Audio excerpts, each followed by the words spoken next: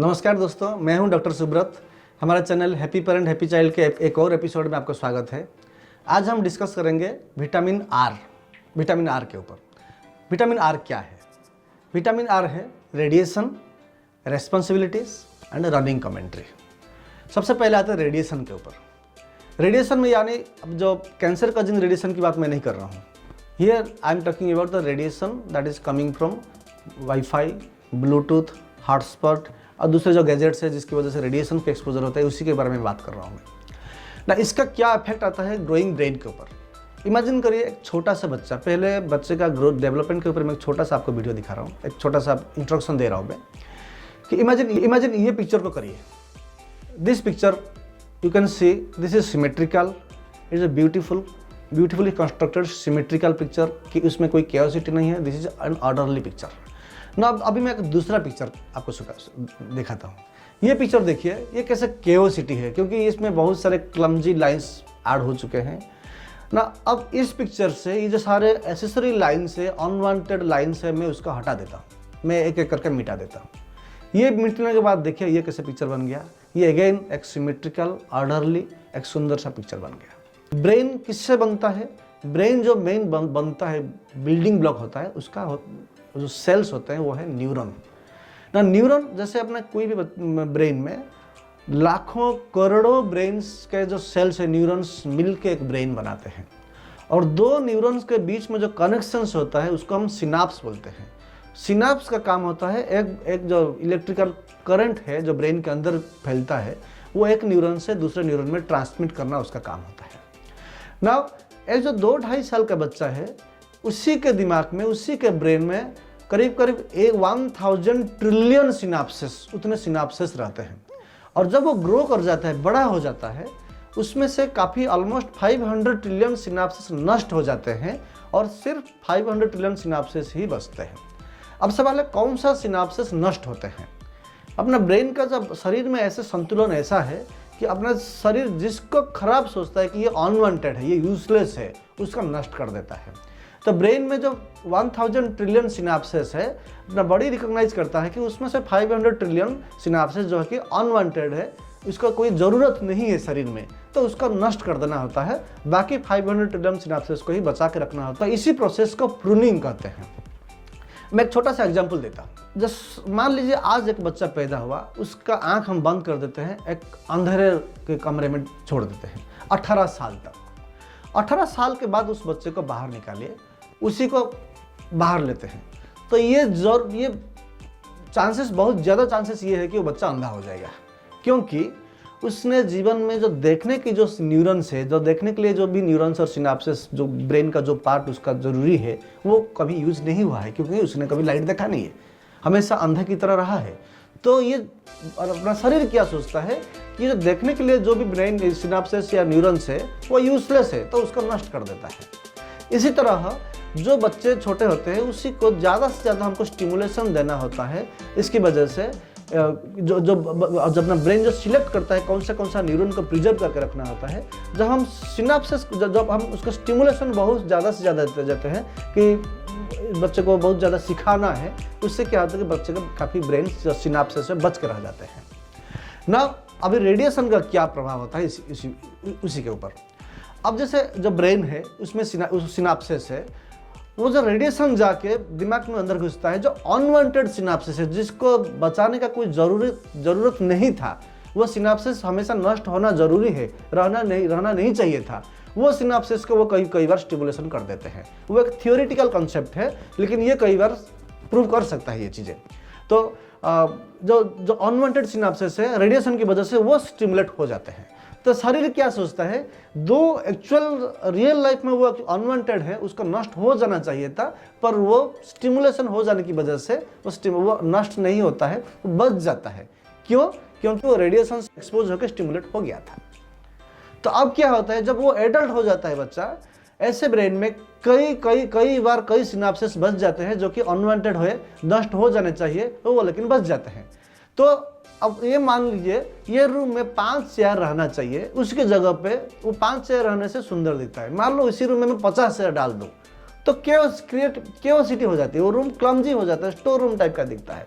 इसी तरह ब्रेन में जितना सेल्स, जितना सिनाप्सिस रहना चाहिए, उससे अगर ज़्यादा अनवांटेड सिनाप्सिस रह जाते हैं, वो कई बार बच्चों के ब्रेन में मानसिक संतुलन खराब करना शुरू कर देते हैं। जितना नॉर्मल बिहेवियर, नॉर्मल डेवलपमेंट होना चाहिए प्रॉपरली, वो कोऑर्डिनेशन को बिगाड़ देते हैं। बच्चे का ब्रेन का जो कोऑर्डिनेशन होता है वो डिस्टर्ब हो जाते हैं। इसकी वजह से बच्चे का जो ब्रेन डेवलपमेंट होता है वो सब का भी हैम्पर हो जाता है, जिसकी वजह से ऑटिज्म या दूसरे बिहेवियरल डिस्टर्बेंसेस काफ़ी होने के चांसेस आजकल बढ़ जाते हैं ना। अब क्या चाहिए हमें एज ए पेरेंट्स, हमको क्या करना चाहिए ताकि ये सब ना हो? हमेशा याद रखिए, मोबाइल को ब्रेन के कम से कम 6 फुट दूरी पे रखिए। उससे ज़्यादा दूरी पे रहे तो और भी अच्छा है। कम से कम 6 फुट की दूरी पे रखिए ताकि उसका रेडिएशन का जो मेजर इम्पैक्ट ब्रेन पे ना हो। पर्टिकुलरली आपका बच्चा ग्रोइंग ब्रेन है, अगर 6 साल तक का बच्चा है तो हमेशा मोबाइल कम से कम 6 फीट की दूरी पे रखिए। कई बार अपनी आदत होती है पिल्लो के नीचे मोबाइल रख के सोने की, वो हमेशा अवॉइड करिए। अगर आपका कोई इमरजेंसी कॉल नहीं आ रहा है, बेटर आपका मोबाइल स्विच ऑफ कर दीजिए या फिर फ्लाइट मोड में कर लीजिए। कम से कम 6 फुट दूरी पे रखिए या फिर बेड से दूरी बनाए रखें।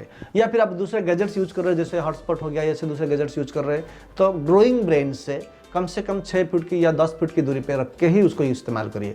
अगर आप वाईफाई इस्तेमाल कर रहे हैं, कई बार हमारी ये आदत होती है कि 24/7 हमारा वाईफाई चलते रहता है। अगर वाईफाई पे आप काम नहीं कर रहे हैं, मेरा एडवाइस ये है कि आप उसको स्विच ऑफ रखिए। जब काम कर रहे हैं उसी समय ही स्विच ऑन करिए। जब काम खत्म हो गया, बेटर स्विच इट ऑफ। दिन में कम से कम 10 से 12 घंटा तक कम से कम स्विच ऑफ रखना ही चाहिए। I advise 12 to 14 hours a day. Now coming to responsibilities. हमेशा आजकल के जो स्मॉल फैमिली नर्स में एक ही बच्चा होता है, हमको लगता है कि हम सब कुछ अपने बच्चे के लिए लुटा देंगे, सब कुछ बच्चे को दे देंगे। इससे क्या होता है कि बच्चे को हम कोई रेस्पॉन्सिबिलिटीज नहीं देते हैं। रेस्पॉन्सिबिलिटी ना मिलने की वजह से बच्चे कई बार क्या होता है कि स्पून फेड बेबी होकर ग्रो करते हैं। उनका कोई रेस्पॉन्सिबिलिटी नहीं ले है, तो कोई भी चीज़ काम कैसे करना होता है, कैसे शुरू करना होता है, कहाँ खत्म करना होता है, कुछ पता नहीं होता है। तो बड़े होकर भी वो हमेशा कन्फ्यूज ही रहते हैं। हमेशा याद रखिए, छोटा छोटा रेस्पॉन्सिबिलिटीज हमेशा बच्चे को दीजिए उसी का उम्र के हिसाब से। सपोज माँ आज खाना बना रहे, बच्चे के हाथ से सब सब्जियाँ, कोई फल वगैरह जो सब्जी वगैरह उसी के हाथ से मंगाई है, तो उसी से क्या होता है वो कमांड्स फॉलो करना सीखता है। और उसी के अंदर कई बार क्या होता है कि एक रेस्पॉन्सिबिलिटी सिटीजन ग्रो करता है। बड़ा होकर हमेशा वो रेस्पॉन्सिबल सिटीजन बनता है। फॉर एग्जाम्पल, मैं जब छोटा था, जैसे मेरे गाँव में पूजा होता है, जब पूजा के समय हम छोटे छोटे बच्चों को पूजा के पेंडल की तरफ जाना अलाउ नहीं होता है। एक बार क्या हुआ था कि जैसे मेरे कोई अंकल आप मुझे कहे कि बेटा कुत्ता घुस जाएगा, पेंडल की निगरानी करना, कुत्ता को छोड़ने मत देना। उस दिन मुझे लगा कि पूरा रेस्पॉन्सिबिलिटी, पूजा का रेस्पॉन्सिबिलिटी पूरा मेरा है। 4 घंटा मैं खड़ा होकर रहा। उस दिन लगा कि मैं ही सबसे बड़ा चौकीदार हूँ और मैं ही पूरा पूजा को ऑर्गेनाइज कर रहा हूँ। इस तरह की रेस्पॉन्सिबिलिटी फीलिंग्स मेरे मन में आई। आप उसको कोई छोटा मोटा भी रेस्पॉन्सिबिलिटी देते हैं ना, उसको लगता है कि मैं कोई रेस्पॉन्सिबल सिटीजन बन गया हूँ, मैं रेस्पॉन्सिबल पर्सन बन गया हूँ। तो वो बड़े होकर रेस्पॉन्सिबिलिटी सीखना जानते हैं। कोई भी काम देते हैं तो कहाँ से शुरू करना, कहाँ से खत्म करना, ये जो रेस्पॉन्सिबिलिटी है ना, कल्चर जो ग्रोथ होता है ना, हर बच्चों में ऐसे होता है ना। कमिंग टू रनिंग कमेंट्री, ये सबसे इंपॉर्टेंट चीज़ है। आजकल क्या होता है, कोई बच्चा बाल लोग खा रहा है कि खाने के लिए बैठ कर, बिना मोबाइल के कोई बच्चा खा नहीं सकता। ये एक रूल टाइप का हो गया है। तो हम जब छोटे थे, हम जब बच्चे थे, हमारे दादी माँ या फिर माँ हम क्या बोलती थी कि जैसे बातचीत करते गाना सुना के कौवा दिखाती थी, गाय दिखाती थी। जैसे चावल, बेटे चावल खा लो, नहीं तो कौवा खा लेगा, नहीं तो कुत्ता खा लेगा, गाय खा लेगा। ये सारे चीज़ें सुन के हम क्या होते थे। हालांकि वो एक बहुत बड़ा लंबा चौड़ा प्रोसेस था। एक बच्चों को खाने के लिए 1 घंटा लगता था, but that was a learning phase. इससे क्या होता है कि लर्निंग होती थी। 1 घंटे में हम कई वर्ड सुनते थे। गाय को देखते थे और हम गाय सुनते थे, चावल देखते थे, चावल सुनते थे, कौवा देखते थे, कौवा सुनते थे। इससे क्या होता है कि रिपीटेडली जिसको देख रहे हैं वो सुनते सुनते हमारा लैंग्वेज डेवलप होता था।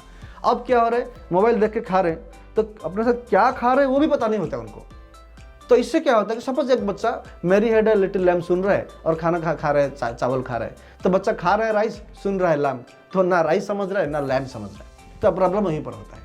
तो हमेशा याद रखिए, बच्चे के साथ जो भी हो रहा है उसको हमेशा डिस्क्राइब करिए। Give a running commentary of whatever you are doing. एक बच्चे जैसे क्रिकेट में बॉल टू बॉल कमेंट्री देते हैं, हर चीज़ को गो ऑन गिविंग कमेंट्रीज।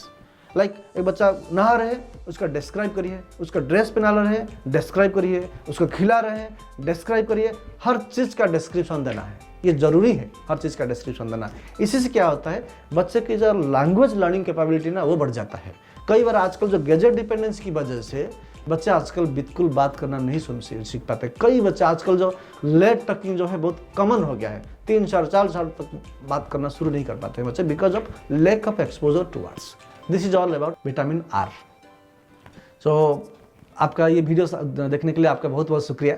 अगर आप सब्सक्राइब नहीं किए हैं तो हमारा channel happy parent happy child को सब्सक्राइब करिए, और अगर आपके कोई भी क्वेरी है, कोई भी डाउट है, कमेंट सेक्शन में ज़रूर लिखिएगा। मुझे खुशी होगी आपके डाउट को फुलफिल करने की। शुक्रिया, बहुत धन्यवाद।